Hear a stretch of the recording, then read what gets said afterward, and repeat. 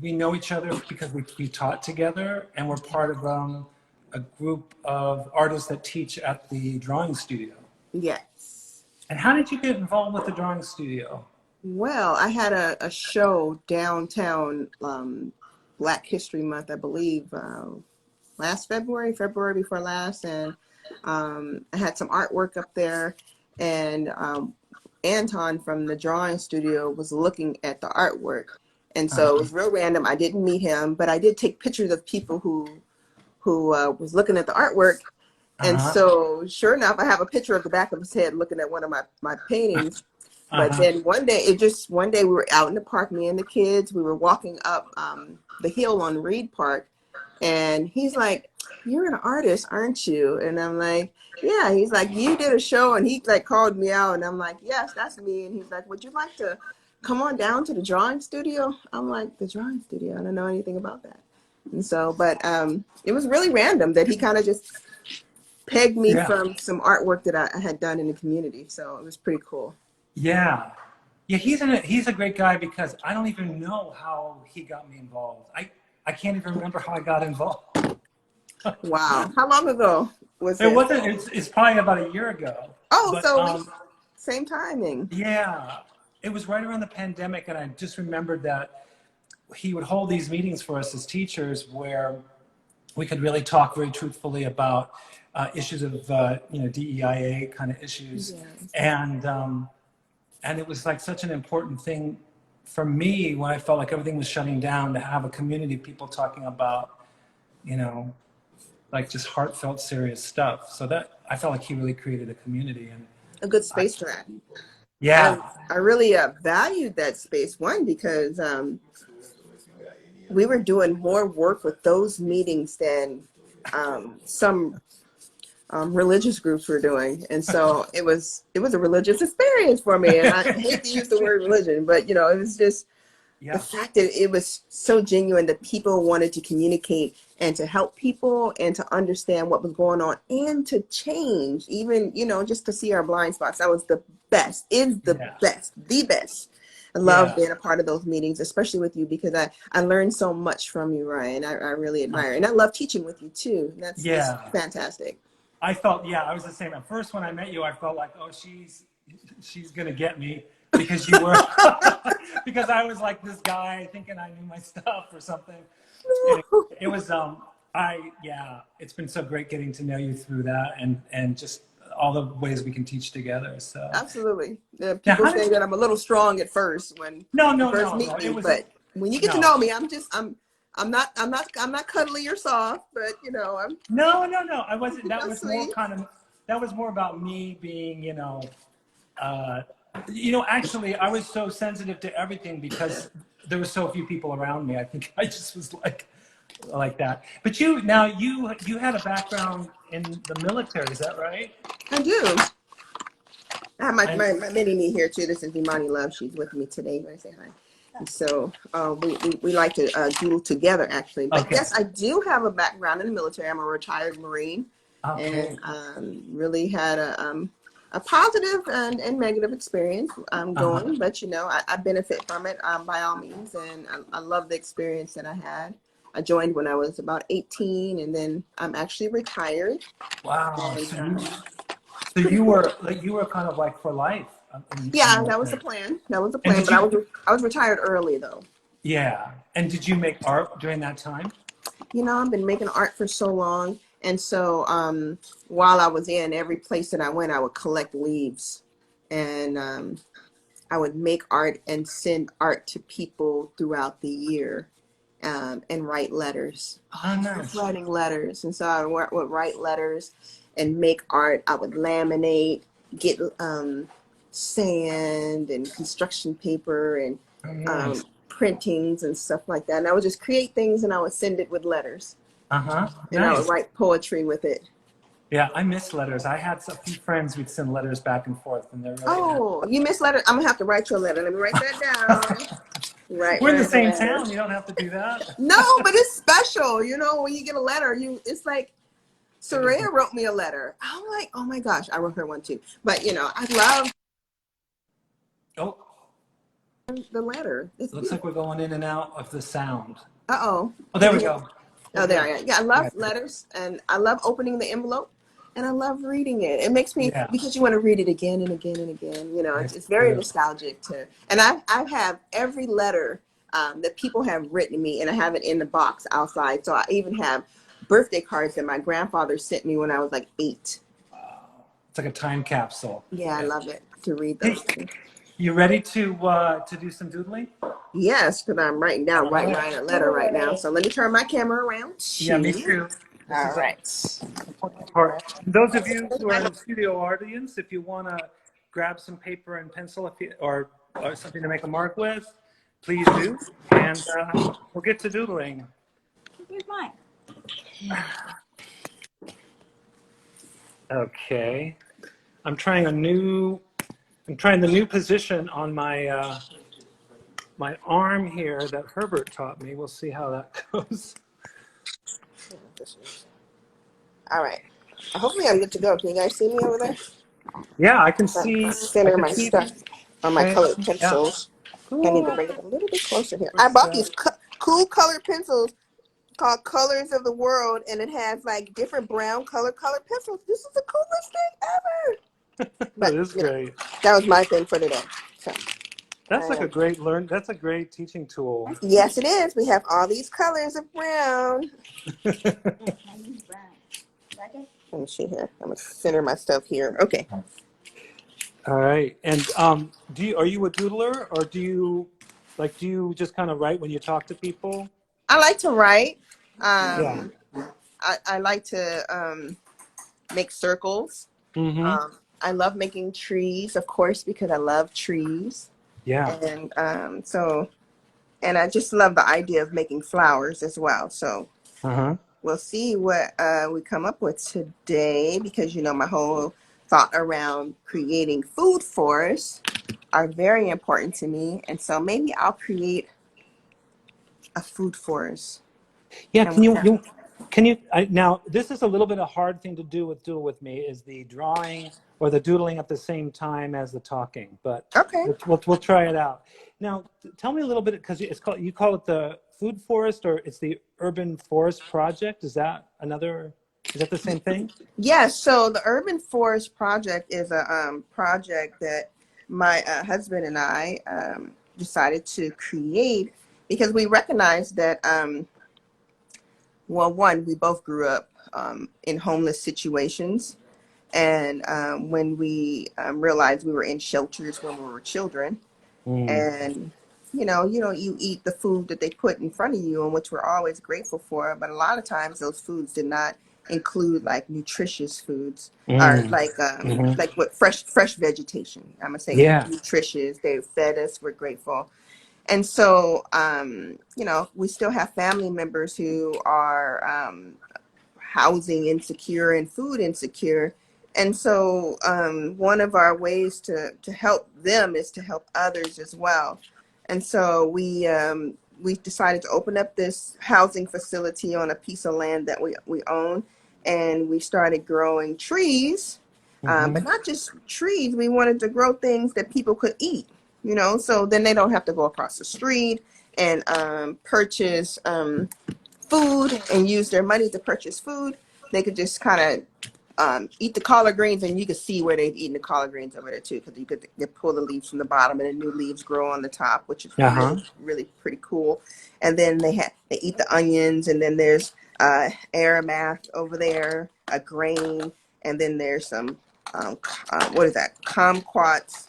Yeah, Oh yeah. kumquats, Yeah, yeah. and some wild mustard greens over there too. So it's really cool to see that the vegetation that you point out over there. Oh, and there's some beautiful prickly pears over there right now too, which I think are pretty cool. So I'm gonna draw like something red with some prickly pear. And I just love the idea of those purplish, reddish things over there. I love them. But So just teaching people how to eat from the land, and yeah. then they don't have to spend the money. And even like the prickly pear cactus itself, the Napoles, you could cut that up and cook it and pickle it. You could fry it, you could eat it, and it's pretty cool just to be able to know that we're not starving. Yeah, and are the residents also learning how to do this, or is this something that you just do with a group of people, or? Oh, yeah, Both. both. Great. Yeah, so we have we teach the residents how to what to eat over there, and then they teach us too because you know people have such a wealth of knowledge, and they kind of remember. Oh, I remember when I was little, I used to. Oh, my grandmother used to teach me this right here. Uh, And so that's one thing. And then also we're able to kind of teach within the community as well. And that's what we're developing further. So we have a project on September 18th over at the Urban Forest Project where the community food bank is going to be there. And I uh-huh. believe Tucson Clean and Beautiful, I think they'll Uh-huh. be there. And then our biggest partner is um, Local First Arizona, Uh-huh. and they're going to be Okay. there with us as well, where we're going to be doing a tree planting event and just teaching about the land, how to plant, and then the residents there, they get involved. They like one of the elderly men over there. He didn't even want to use the shovel. He's like, no, not the shovel. He wanted to use his hand because he wanted to touch the dirt. Oh, that's Oh, right that's there. nice. He wanted to touch the dirt for himself. And I Yeah. found that so valuable that he didn't want to use a man-made tool. He wanted to use the hands that God gave him. So I think that's pretty cool. That, And, yeah. That's an interesting thing because sometimes, I mean, I spend so much time, I feel like I spend so much time on my computer that, and I have an office that's, the backyard goes out to like a garden in the back. It's just mhm, it's just really, we live on, it's close to the wash, so it kind of goes into the wash. mhm. Um, but so sometimes I'll just take my shoes off and I'll just, actually just go walk out in the dirt or, Ground um, yourself. Going yeah, down. Ground yourself. it's not something I used to think about at all, but it does help. It helps immensely, and it's funny how much we underestimate those really simple connections, Mm-hmm. It And put us back to the earth. yeah, yeah, Mhm. and it's funny to say back to the earth because like we never left. It's just I think we've left mentally sometimes, and that's yeah, why we seem so far away. It's yeah, we just seem so far away from things of how to take care of the earth and protect it and the environment. And I guess that's why it's so important that we take our shoes off. And, people used to be weirded out like we walking around. Don't be walking around barefoot. Don't be acting country. That's what they say. Don't be acting yeah, country. Put your shoes on your feet. And I'm just thinking, why should I put my shoes on my feet? It just feels so good to walk out in the rocks yeah, and in the yeah. dirt or in the we don't have much grass, but in the dirt out here, Well, and I grew up at the beach, so that the was sand. very normal, yeah, to just not really think about shoes that much. Um, but the other thing I was thinking about is what do you think of the Jeff Bezos trip and his rocket trip? Ryan. Okay, so one, I find it interesting that there's so much money was spent. That's one thing that I find Yeah, interesting, yeah. and then there's a play, um, a local play that I'm not going to mention the name, that it comes to like the cities, every city, like every year, and they have these elaborate commercials, and then they're dancing across the screen, and so when they're Huh? dancing across the screen, I'm like, oh, that's so cool, it's so beautiful. They have their ribbons and their flags and Oh, everything, okay. and they have this catchy phrase. And then I looked at the ticket prices. The tickets for one ticket was like freaking $267. And I'm like, oh my gosh, you can't be serious that a musical would cost this much when I go to the opera all the time. And I can spend like $40 on a ticket to the opera and get an all right seat. And so Yeah. I would shake my fist at this play because it wasn't accessible to people, people like me, and I didn't like that. Yes, I've seen the performance because someone bought me tickets and we just went because he really knew that I really wanted to go, though I didn't want to pay for those tickets. But the fact that it's not accessible to, if I Yeah. was growing up, it was never accessible. It was a Yeah. splurge. It was a birthday gift to me to go. But that, I think that whole trip to spaces Yeah. is a splurge, and it's not meant for people like me and you. Yeah. Yeah. We're trying to find air conditioning for our art studios and stuff Yeah. like that. Exactly. and or and just afford the art studio, you right, know. trying to I pay mean, our little art studio rent. And I'm just thinking, but you can spend all that money. And that was just the part. But, you know, going into space is always really fascinating to me because, you know, I remember first or second grade when the Challenger went into the air and then it blew up right in front of our faces. And oh you know, yeah, it's right. always just very traumatic. But, you know, to try to see man do it again, it's very interesting. So I just think about the money and the resources, but Yeah. you know, I don't want to, you know, that's on him. That's the money that he spent. And people have Well, lots of opinions, but mine is always, wow, yeah. that's not accessible to people like me. And And it makes me sad.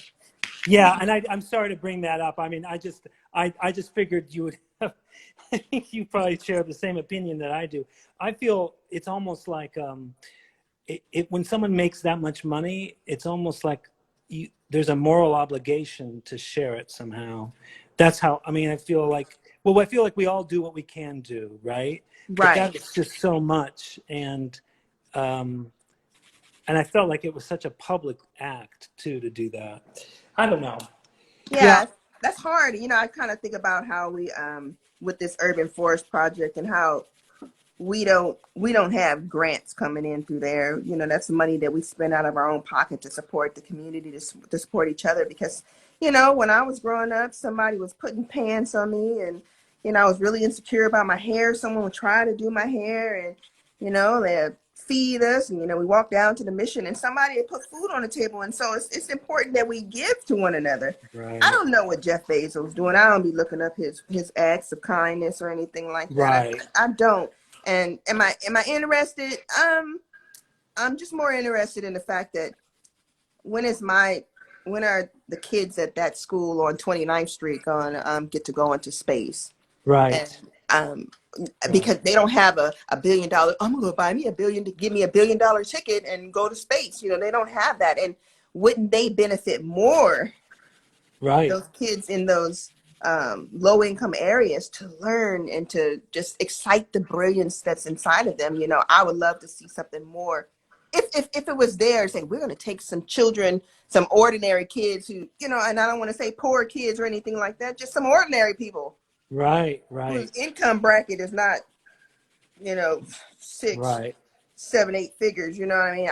I would rather see those children going than, you know, because I think they deserve to go, just to have an opportunity. Because you know, when generational poverty is at hand, you know, it's generational poverty and it continues. But if you expose children to Yeah, fantastic things, they're going to dream fantastic ways and they're going to create fantastic things later. And I think that's why I enjoy the theater so much, because even though I grew up a certain way, somebody would find a way to introduce. They bought me my first oil paints.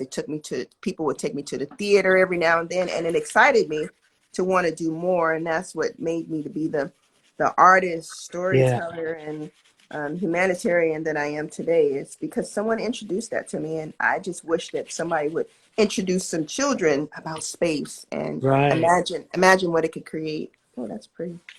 I'm really, I mean, I thought it was such an interesting thing because of the working on the garden that I feel like there's so much potential with what you're doing in terms of like doing things that, you know, I think a lot of people were doing like during the Depression era.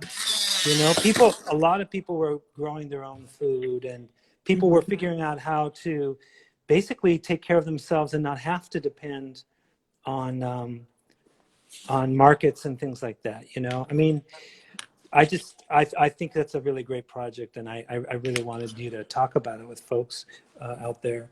Um, and the other thing too is I mean, how do you know what to do? I mean, I have a hard enough time just with my house plants. I mean, how did you how did you know how to did you teach yourself or did someone show you or You know, I have this thought that we are connected to this earth through past times and through generational in and out of timing. And I yeah, believe there's something in my spirit that ancient knowledge that I've always had. One, uh-huh, two.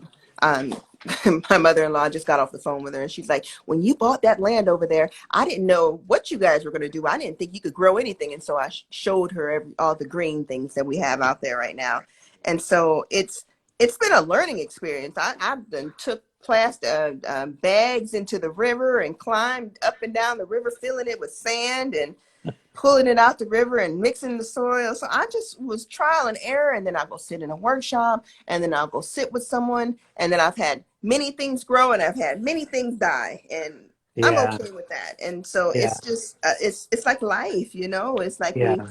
I have a painting called Planted. You put things in the ground, and then sometimes they grow, and when they do grow, they need to be pruned, and then they die off. And so just understanding the cycles of life, and that's what planting is for me. It's just learning about who we are as human beings, and Uh-huh. how we grow and how we die, how we're transplanted, and the value in all of that. So, and my dad, he is a gardener as well, and and Okay. my uncle, and so I think Uh-huh. it's and I didn't grow up with them, so I think it's something that's an ancient understanding in who we are, of old learning that Hmm.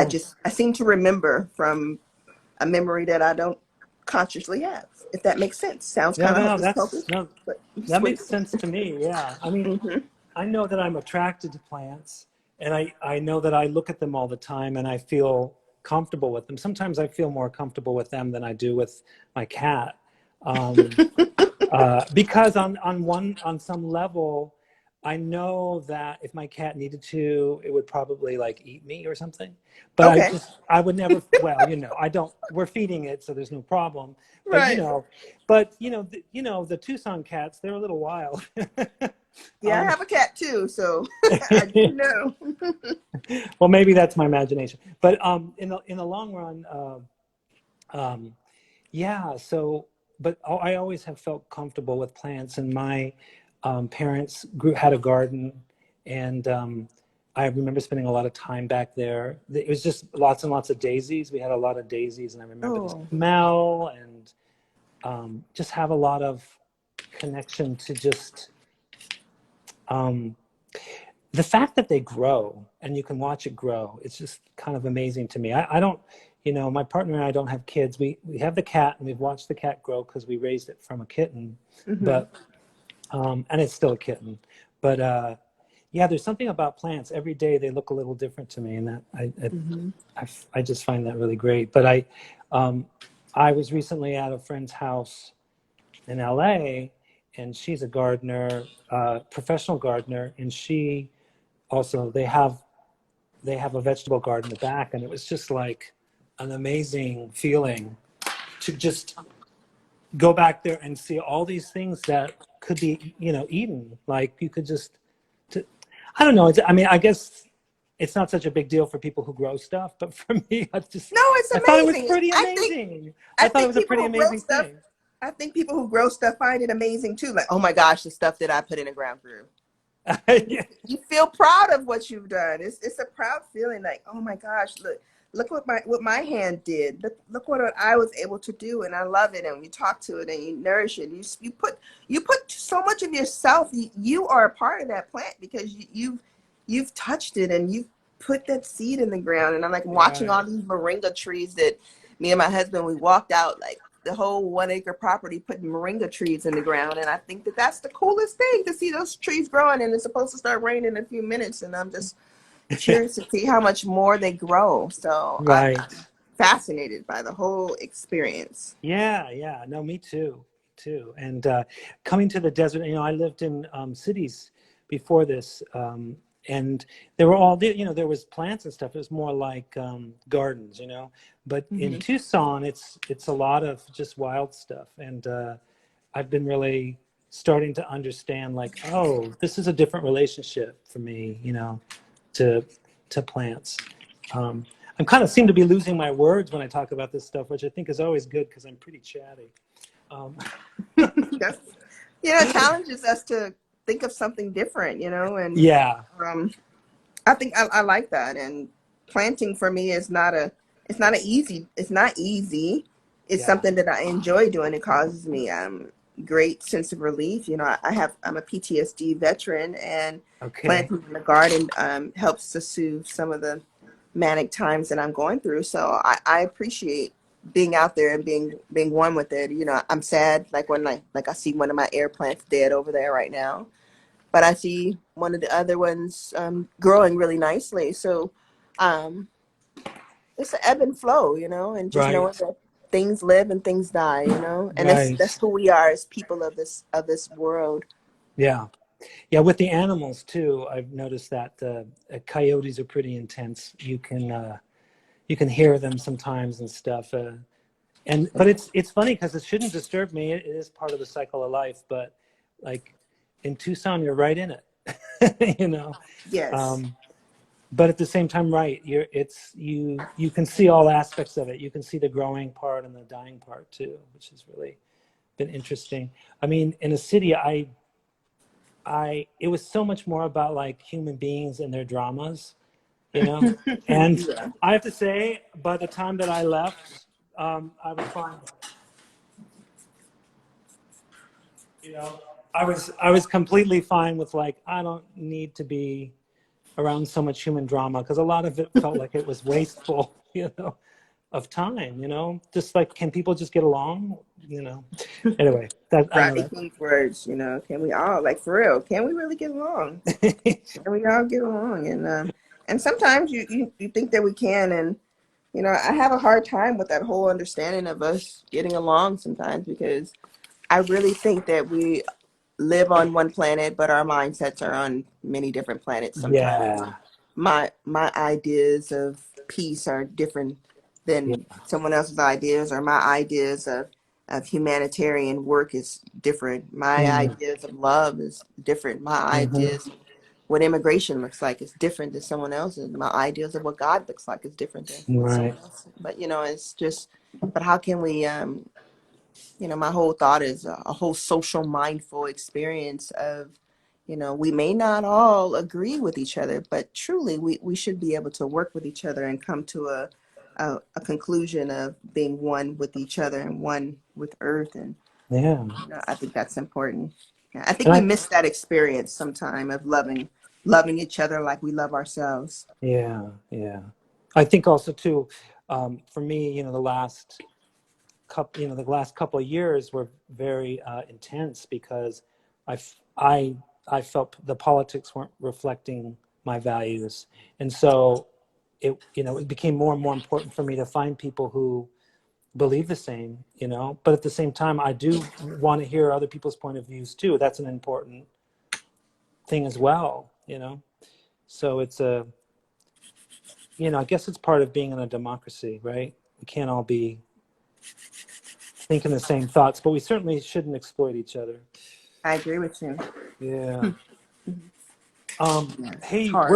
we're coming down to the end here. I told you it was fast. I know. I'm like really enjoying talking to you, because we really haven't, you know, we taught classes together, but we've talked a little bit on the phone, and we've emailed each other, but chit chatting is not something that we've done a whole lot of. So I definitely value and Uh, appreciate this time that you've taken to talk with uh, me. Thank you. well, I appreciate it too. I appreciate you just kind of saying, "Yeah, you'll do it," and trusting me, that it'll be fun and worth your time. So I appreciate it. And we're going to have to do it again. I mean, I look forward to teaching with you again.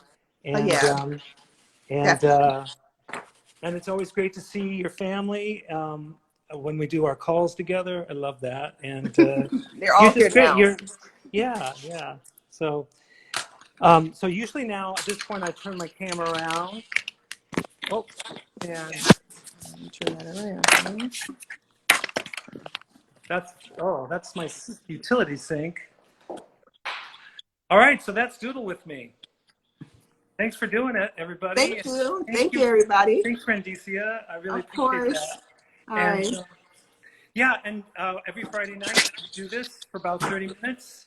Please join if you can, and if you can't, that's okay too. I'll still be here by myself. No, I'm just kidding. I won't be by myself. But anyway, have a great weekend. And hey, if there's a monsoon tonight, enjoy it. And I hope I hope the plants are growing great for you. So, They will. I'll take pictures for you. okay, good. All right, Good. take care. Thank you. Bye-bye. Bye.